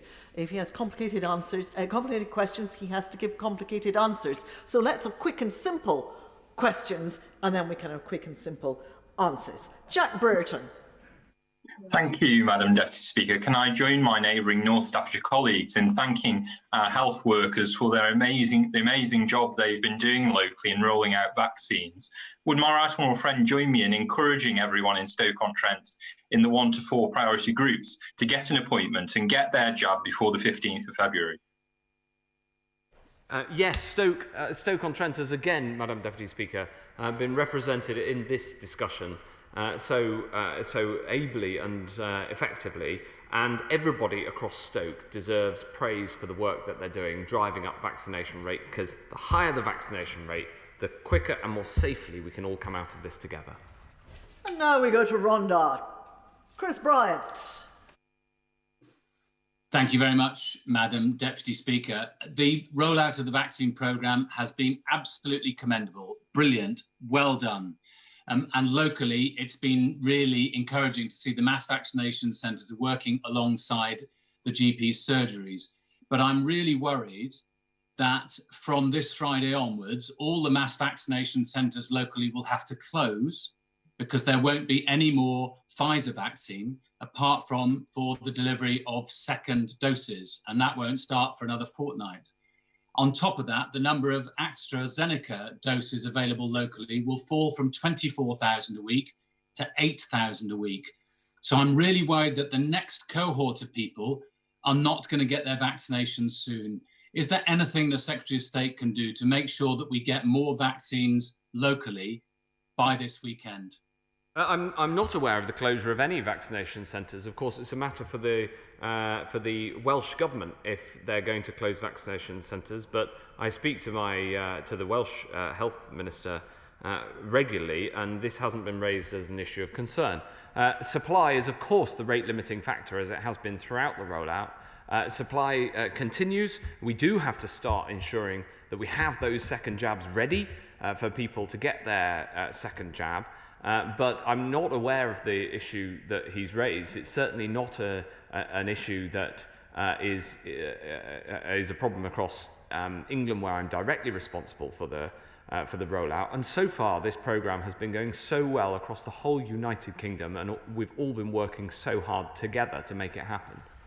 Sir Edward Lee. In warmly welcoming what the Secretary of State has said today, I think the question I've got to ask many people is, why didn't we do this over a year ago? You know, we are an island. If we'd done what the Australians and New Zealanders have done, perhaps we wouldn't have had to close our schools all this time. So I'm saying this to support the Secretary of State. When he's locked in cabinet discussions with people who say we've got to protect the travel industry or the aircraft industry, let's have tough quarantine regimes like Australia and New Zealand. Let's have tough, enforced local lockdowns like China. Let's get a grip on this rather than just saying that it's more important to keep the travel industry open rather than our schools. Secretary of State. Well, I'm very grateful for the support from my right honourable friend in the way that he puts it. I have been talking to my Australian counterpart about the approach that they take, not least because their hotel quarantine has now been in place for some time. And the central point that he makes is that once we get cases down through both the measures now and then the vaccine here to keep them down, then a tough borders policy can help to keep us free domestically. And I think that's a very important part of this consideration. And so to Liverpool, to Kim Johnson. Thank you, Madam Deputy Speaker. Can I start by paying tribute to all organisations in Liverpool working on the front line to manage this pandemic? Now, does the Secretary of State believe the government is following its own guidance and making over 2,000 DVLA workers physically attend the workplace for non-essential work? Processing provisional applications while driving lessons are not possible under current restrictions. And would he agree with me that no one is safe until we are all safe? Thank you, Madam Deputy Speaker. Well, I know my right honourable friend, the Transport Secretary, has looked into the issue that she raises about DVLA, and I know that Public Health Wales have been involved in advising DVLA, which of course is based in Swansea. Wimbledon. Stephen Hammond. Thank you, Madam Deputy Speaker. Can I congratulate my right honourable friend and all those in the local health service and volunteers rolling out the successful vaccine programme in Wimbledon. I agree we have a part to play, and I agree that we need effective border security. But my right honourable friend said earlier that new variants could emerge anywhere. So could he allay my concerns that our efforts might not be better spent on ensuring effective, rigorous and enforced home quarantine for all, rather than setting up a hotel regime which will only protect against red list countries? Well, the rigour and the security of both the home quarantine and the hotel quarantine are important, and it's a matter of the degree of risk. And that's why we've attempted to strike this, the balance that we have. But what isn't in balance is the need for rigorous quarantine, both from those coming from red list countries and those coming from all other countries who quarantine at home. It is important that that takes place, whether it's at home or in a hotel, and hence the stronger enforcement measures. And now we go to Barbara Keeley. Thank you, Madam Deputy Speaker. One of my constituents is a long-term inpatient in the spinal injuries unit at Southport Hospital. He is 70 years old and is tetraplegic. Despite there being COVID cases on the ward, he has not yet received a vaccine, and staff tell his partner they have no idea when they will be able to offer one to him. Vulnerable patients in units like this may be there for months or years. So can the Secretary of State set out what he is doing to ensure that all long-term inpatients, including my constituent, get the vaccine at the same time as they would if they were an outpatient? Yes, that's exactly the principle on which we are proceeding. I pay tribute to the work that the Honourable Lady does in this area, and always speaking up for those who are in inpatient care. It's very important that we make sure that there is equal and fair support for all according to clinical need, and that will be addressed in the next phase of the rollout once we've ensured that the offer to all those in categories 1 to 4 is achieved by next Monday. And so to Newbury, Laura Farris. Thank you, Madam Deputy Speaker, and I'd like to put on record my thanks to everybody working at Newbury Racecourse for leading a fantastic vaccination programme through my constituency. I welcome my right honourable friend's statement about the very high rate of take-up of the vaccine. Could he tell the House what the rate of take-up has been among those under the age of 70 who've been offered it so far? And also what conversations he's had with the vaccine minister about dispelling one of the most persistent myths that's been raised with me by young women, that the vaccine could negatively affect their fertility. Thank you, Madam Deputy Speaker. There is no evidence at all that the vaccine negatively affects fertility. There are many myths about vaccines, and I'm very glad to say that they have largely been rightly ignored when they are inaccurate by the British public. The way we try to tackle these myths is by putting out as much positive, accurate, objective information from objective sources, both on the NHS website and, of course, the Chief Medical Officer and Deputy Chief Medical Officers answering questions whenever possible. So I'm very glad that she's raised this particular issue, and I will ask one of the Deputy Chief Medical Officers to write to her, and we will publish that letter to provide further reassurance that she asks for. And so to Exeter, Ben Bradshaw. What exactly is his exit strategy from his quarantine policy? Is he, for example, planning airport testing, GPS tracking, and COVID passports like other European countries if we're to avoid the total collapse of our vital travel sector? Thank you. I'd refer to the answer I gave to my right honourable friend earlier, but absolutely testing is a very important part of this, as I set out in the statement. And now to Beaconsfield, to Joy Morrissey. Thank you, Madam Deputy Speaker. I know that my right honourable friend is committed to securing our borders. Will he therefore consider commissioning and funding airlines and airports directly to run these new Department of Health passenger and border restrictions? Airlines and airports like BA and Heathrow have the experience and market innovation and incentive to deliver safe travel for Britain. Will my right honourable friend meet with me and representatives from the airline industry so together we can deliver secure borders, but a global Britain? That is exactly our goal, Madam Deputy Speaker, and we've been working very hard with the carriers and the airports, the airport operators, to put this new scheme in place. And there's further work to do over the days ahead, and no doubt after its initial introduction on Monday. What I'd say very directly to my honourable friend, to the airline industry, and to the airports is that I know that this is very difficult and tough. It is absolutely vital that we all work together, constructively, positively, and with the spirit of innovation that she describes, in order to make sure that we can put in place a system that is both robust, but also uses all possible technology to make sure that we have the basis of a future safe global travel arrangement. And it is both about securing the borders now, but it is also about making sure that we can get global travel going for the long term. And now to Limehouse, Afsana Begum.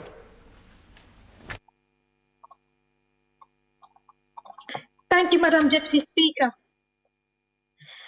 Last week, the London Director of Public Health England, Professor Kevin Fenton, said that London's Asian communities have been the hardest hit by the COVID-19 second wave. This is being felt so deeply within my constituency, and I pay tribute to the work of those on the front line in my constituency in helping drive up the vaccine uptake, as well as those on the front line, including those serving in our mortuary and funeral services. I'm sure the Secretary of State can agree that there is a need for the government to learn quickly from the impact of the first and second waves on minority communities. But in order to do so, this must be informed by evidence, especially in order to ensure effectiveness of any vaccine hesitancy strategy. So can the Secretary of State advise whether he and his colleagues will ensure that data on both vaccine rollout as well as mortalities in the second wave will be published regularly in a meaningful format and disaggregated by ethnicity? Thank you. Before I ask the Secretary of State to answer the question, I give notice to, we ought to be stopping this statement now, but I have 7 more people who wish to get in.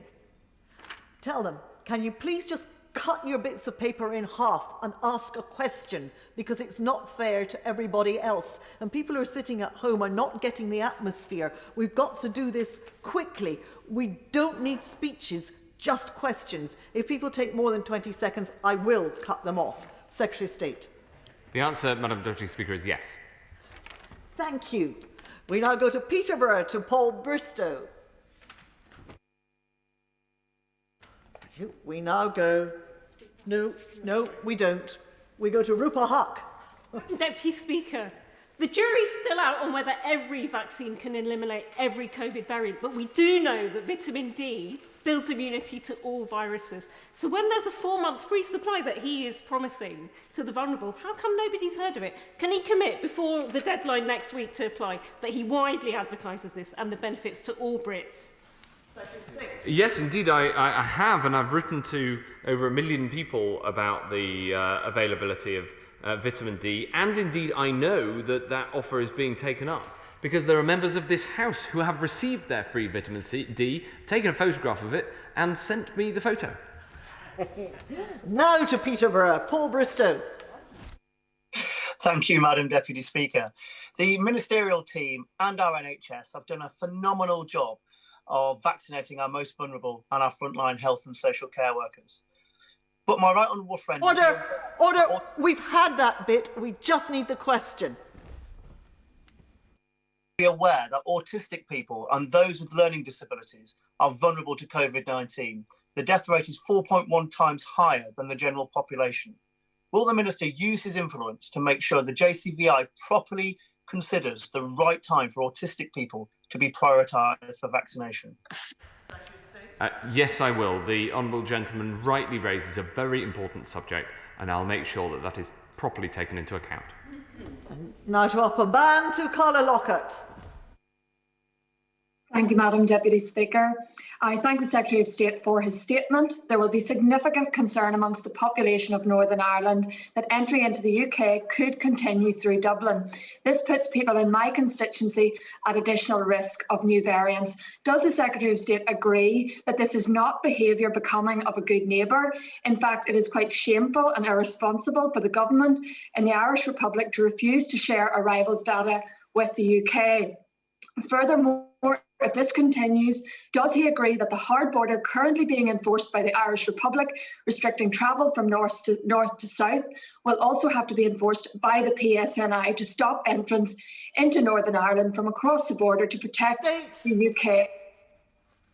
No, I don't agree with the Honourable Lady, and I want to reassure every one of her constituents and all citizens across Northern Ireland that we're working very closely with the government in Dublin to ensure that data is shared properly and that both governments have an appropriate system to safeguard our borders against the challenges that we face and to allow for the free travel within the common travel area. Chris Green. Speaker, I welcome my right honourable friend's commitment to make a contribution in terms of the understanding of the impact on mental health of children and families to the roadmap on the 22nd of February.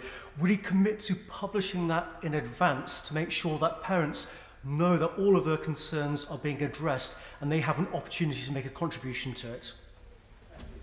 I will look into the suggestion that my honourable friend makes. Now to St Albans, to Daisy Cooper. Thank you, Madam Deputy Speaker. The head of the government's own test and trace system has been admitted that up to 20,000 people per day who are asked to self-isolate are not doing so. Can the Secretary of State please confirm, after 10 months of asking, when he will come up with a plan to fix the isolation system so that those who need to self-isolate have the pastoral and financial support they need to do so? We have put in place that support, £500 for all those on low incomes, so everybody who is asked to self-isolate needs to self-isolate to break the chains of transmission. Robert Goodwill. Thank you.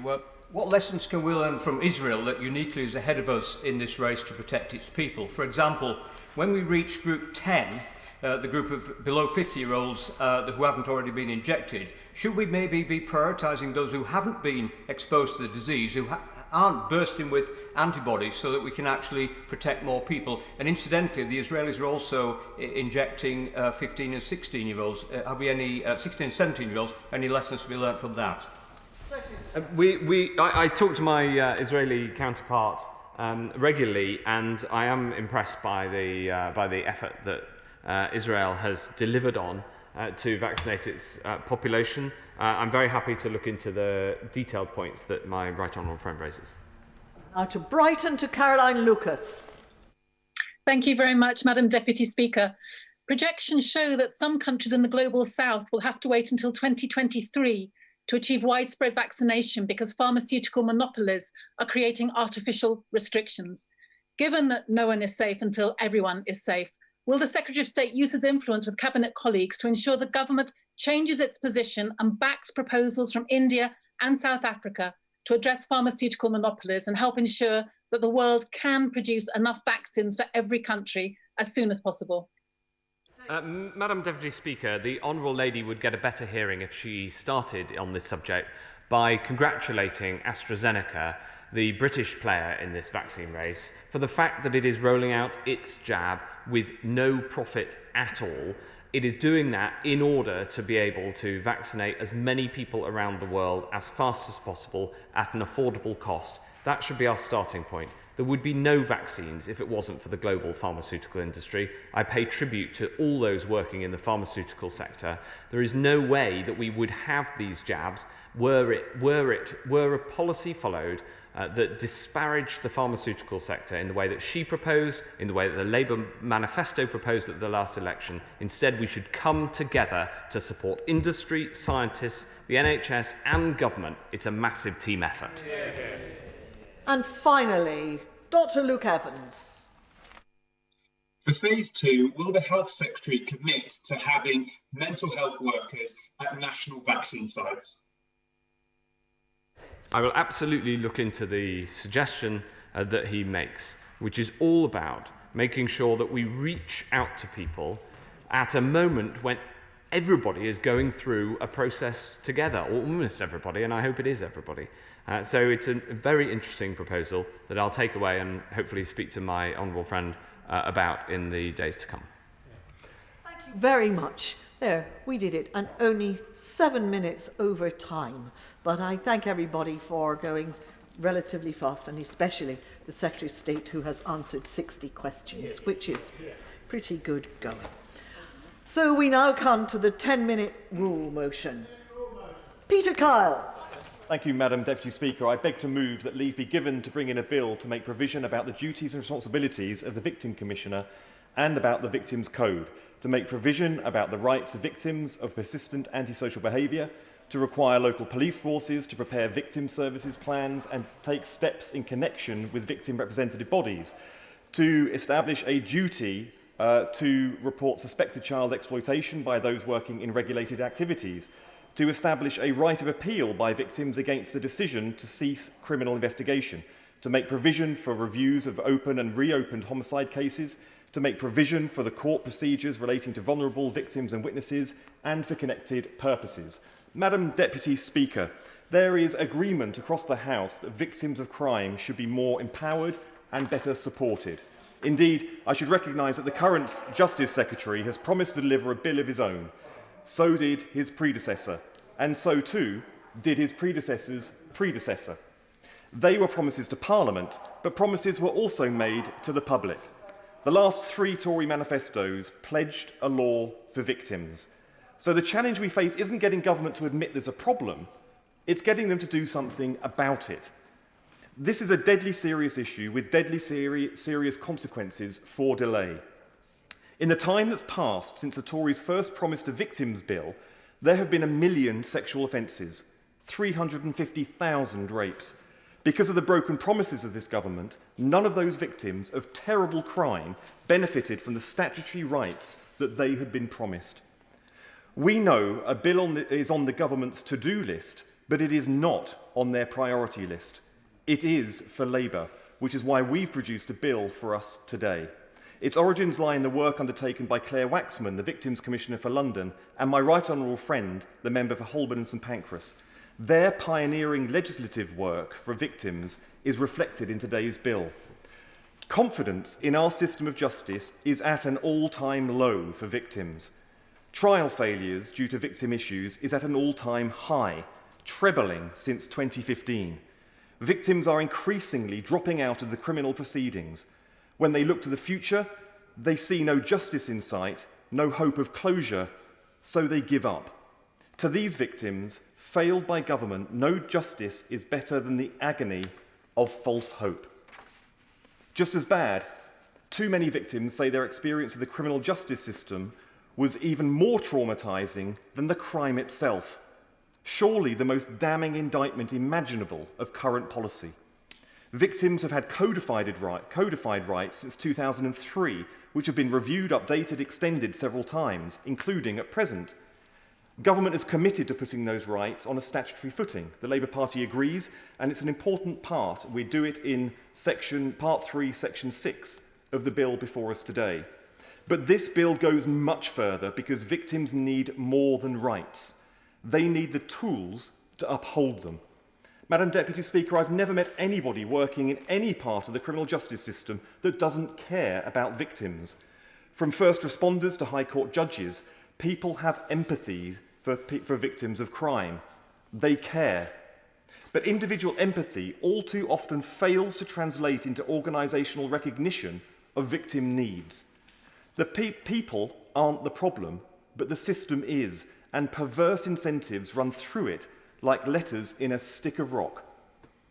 By giving power that matters to victims, modernising our justice system to reflect the value and needs of victims, and inserting consequence for failure into the system, this bill makes victims unignorable. Right now, under this government, victims and their needs are ignored, and routinely so. There exists a code of rights, but what happens if they're ignored? Nothing. If we did as the government aspires, which is to simply put the code onto statute, then what will happen if the code is ignored then? Still, nothing. Laws only matter if there is a consequence for breaking them, and the same must be true for a victims' law. That's why Part 3, Section 5 of this bill will create a register held by the Victims Commissioner onto which all individuals named as responsible for a breach of victims' code must be placed. Any part of the criminal justice system seeking to make an appointment in the top decile of salaries must consult the register. They can see if any applicants have previously failed to uphold victims' rights. We don't bar recruitment, but doubtless it will be taken into account. But the message is clear. For the first time, there will be consequences for those who ignore victims. For the first time, failing victims will have a career-limiting impact. For rights to have meaning, people need to know they exist. Today, all too often, that just simply isn't the case. 80% of people who suffer crime make their way through the criminal justice system totally unaware there is a code of rights. Right now, there's no fixed point in time when a victim is informed of their rights. There should be, but when? Alleged perpetrators are read their essential rights at the point of arrest, but the victim isn't informed of their rights at the point of becoming a victim. This imbalance needs addressing. This bill places a requirement that victims must be informed of their essential rights at the earliest possible opportunity. The clear expectation of the bill is that the moment of first response is usually the appropriate time to inform victims that they have the right to information, support, and a comprehensive set of legally enforceable rights to support them as victims. For those who think this is too soon, answer the following question. If the moment of becoming a victim isn't the right time to discover you have legally enforceable rights, that you have power, then when is? After a week? Month? Or as it is now for most victims, never. A powerful code of rights needs a powerful commission to hold the system to account. Dame Vera Baird in Dame Vera Baird, we have a fearless commissioner, but this bill seeks to boost further the Commission's power and authority. The Labour Party doesn't fear statutory bodies with independence. We believe it strengthens our democracy. That's why this bill shifts reporting from ministers to Parliament, gives Justice Select Committee power of veto over future Commissioner appointments, and grants extended freedoms to investigate the criminal justice system and ensure code compliance. This bill also gives power directly to victims. For them, things will be different. No longer will they need an MP to authorise a victim's complaint to the Parliamentary Ombudsman, an inexcusable barrier which partly explains why less than 20 victims have lodged complaints in the past 3 years, an insulting number considering the scale of violations. Persistent victims of antisocial behaviour will for the first time be embraced by the code, empowering people to stand up against those who play havoc with the civility everyone has the right to expect from their neighbours and from within their community. Right now, only a minority of victims understand their rights, and a fraction will ever exert them. The system ignores infraction, so over time it has become normalised. With this bill, we modernise our system of justice to take into account their rights and the need of victims. Not only will the measures in this bill lessen the impact of crime on victims, it will help improve the quality of justice itself by delivering victims in their role as witnesses into courtrooms empowered with knowledge, rights and support. It's not radical, we don't tear down old liberties, but it marks the only significant step forward for almost 2 decades. We insert career-limiting consequences into the system that currently ignores victims with impunity. We empower victims with the knowledge of their rights from the moment they become victims. We make it easier for those rights to be understood and asserted, and more straightforward to appeal should the need arise. We give victims an enforcer with teeth in the shape of a commissioner with independence, power and resources to hold the criminal justice system to account on a victim's behalf.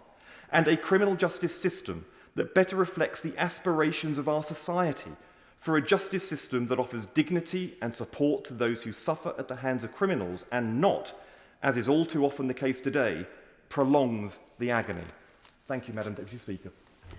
Thank you. The question is that the honourable member have leave to bring in the bill. As many as that opinion say aye. Aye.